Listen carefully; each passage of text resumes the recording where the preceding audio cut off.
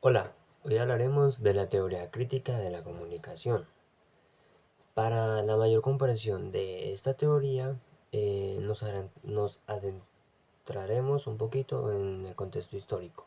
Nace en 1943 en la Escuela de Frankfurt por los sociólogos alemanes de 1943.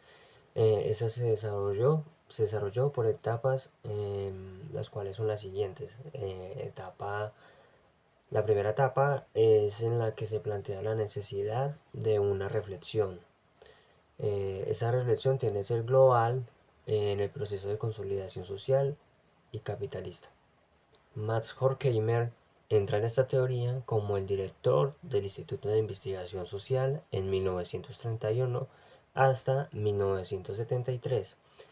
Hay que aclarar que sus ideas parten del marxismo y de allí surgen las relaciones de poder, las cuales son la propiedad privada, el bien material y la mano de obra. De aquí partimos ya a la segunda etapa, en la cual aparece Theodore Adorno. Él aparece en 1931 hasta 1932 con su pensamiento coincidente con el ascenso del nazismo. eh, por lo tanto, surge el exilio, así partiendo a Estados Unidos. Ya en la tercera etapa es donde en 1950 Eber Marcuse consolidó el Instituto de Investigación de la Teoría Crítica. Por lo tanto, mm, vuelven a Alemania a pensar en el psicoanálisis y las patologías sociales propuestas por Sigmund Freud. Ya en la cuarta etapa ocurre el cierre de la teoría crítica clásica, por lo que mueren grandes autores y son de vital importancia para la continuidad de la teoría. La segunda generación llega en 1970, junto con ella la etapa contemporánea, en la cual entra el análisis de la sociedad post-industrial y sus estructuras propuestas por Jürgen Habermas. El significado básico de la teoría crítica esto es el análisis crítico dialéctico, histórico negativo de lo existente en cuanto es y frente a lo que debería de ser y desde el punto de vista de la razón histórico universal. Cuando se menciona el en cuanto es y el debería de ser, se refieren al status quo que tienen las personas. Entonces, aquí ocurre un desarrollo del consumismo sobre lo material, porque el fin justifica los medios. Por consiguiente, existe el análisis de la comunicación en busca del poder. Entonces, las prácticas y los medios pueden tener una entrelazada denominación.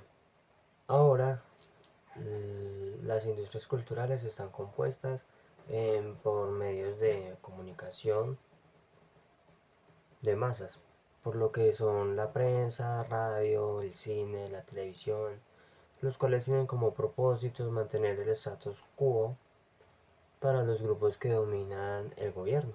Otra búsqueda que tienen las industrias culturales es maximizar los beneficios económicos para los grupos que dominan el gobierno. Existen dos tipos de racionalidades.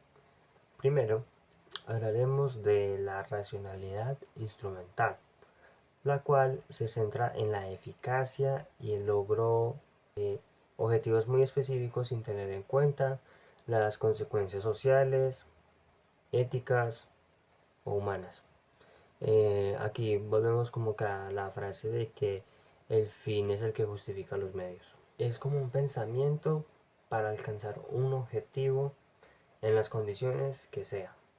Eh, Siendo así reduccionista y utilitarista de la comunicación, como por ejemplo asumir el hecho de las cosas con otras cosas o intenciones por medio de un objetivo o propósito, sí, un objetivo o un propósito propio. Y la segunda vendría siendo la racionalidad comunicativa, la cual consiste en que la comunicación es un proceso más democrático y participativo en busca del mundo de la dialéctica. Este va más allá de cada acción, ¿sí? Entonces es necesario averiguar la intención o por qué cada uno puede tener una intención y hablar con el otro.